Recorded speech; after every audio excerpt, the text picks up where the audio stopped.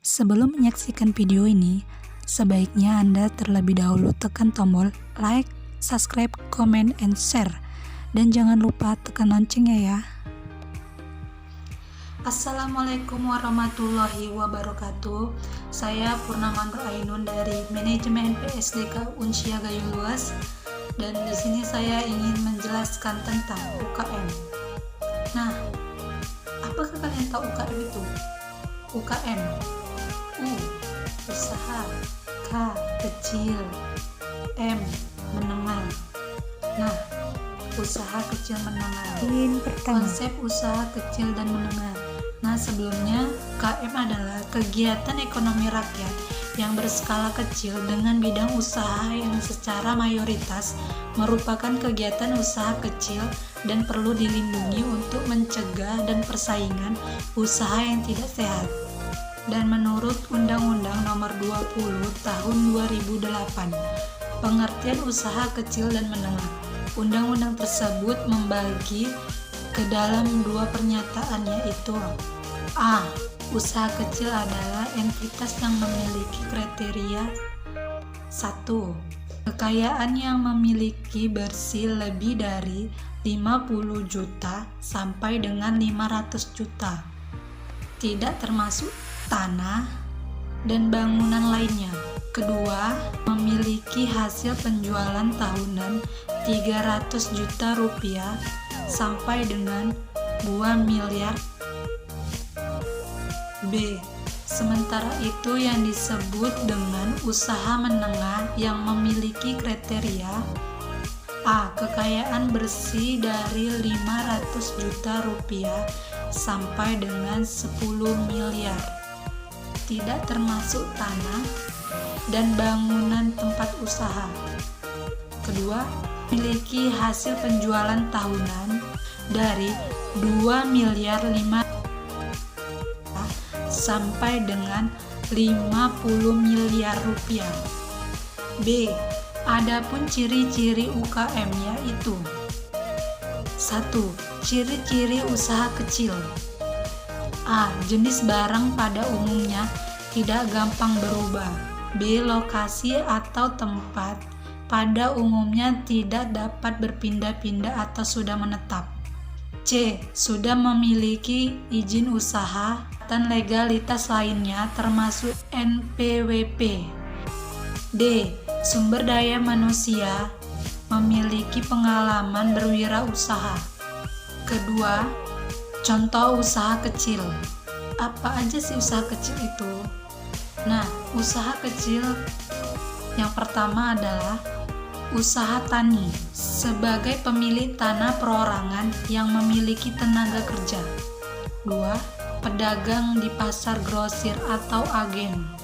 C. Pengrajin industri makanan dan minuman, pengrajin kayu dan rotan, industri alat-alat rumah tangga, industri pakaian jadi, dan industri kerajinan tangan. 4. Peternakan ayam, itik, dan perikanan. Dan terakhir yang kelima, koperasi berskala kecil. Ciri-ciri menengah. Pertama, pada umumnya telah memiliki manajemen dan organisasi yang baik, lebih teratur bahkan lebih modern, dengan pembagian tugas antara lain bagian keuangan, bagian pemasaran, dan bagian produksi.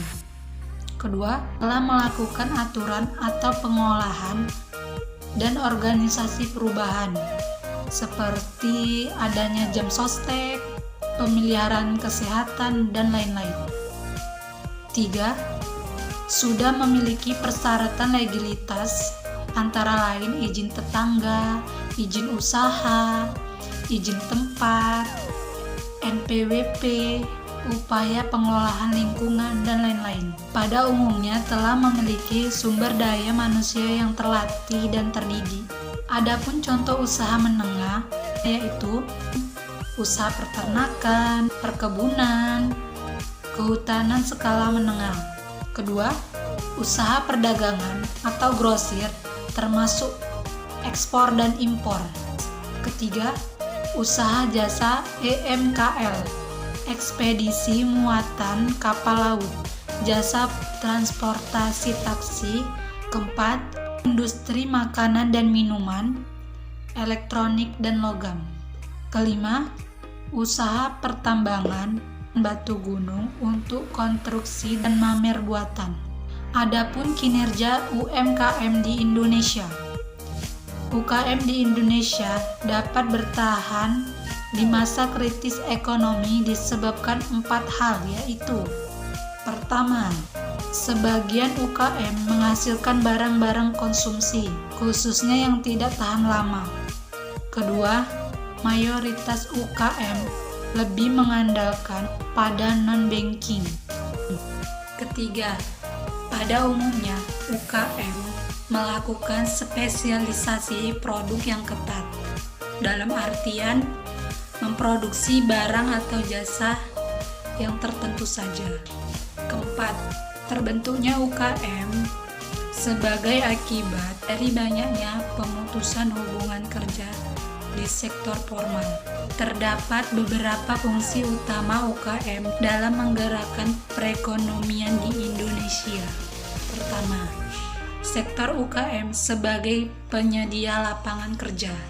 Kedua, sektor UKM mempunyai kontribusi terhadap pembentukan produk PDB.